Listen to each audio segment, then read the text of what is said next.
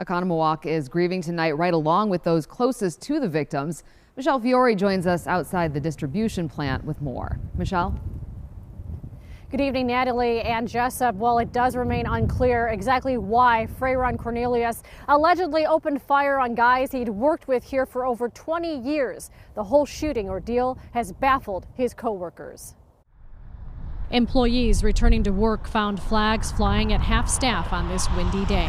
What happened Tuesday night has them baffled. In the time I was on third shift, I never saw Freyron talk to either of the Kevins at all. Joseph Coleman says Kevin Schneider and Kevin Cloth had more friends on third shift than anybody else. They were like best friends. They were always talking with each other. The two people that everyone gets along, that the majority of people get along with on that shift, were the ones that had their lives taken away from them.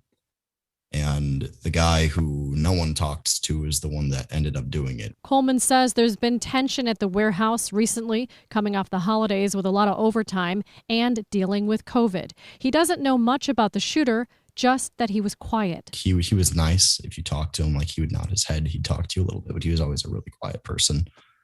And I don't think anyone really saw this coming. Roundy's made grief counselors available today, an important first step for those who were present during the workplace shooting and for those who knew the three men involved. Some people will be ready to get right back into work because they'll want this sense of normalcy. Other people will be more afraid to go to work.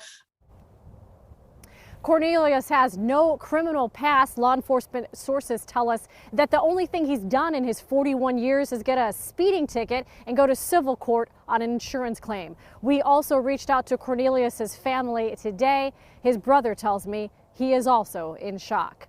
Reporting live in Oconomowoc, Michelle Fiore, CBS 58 News.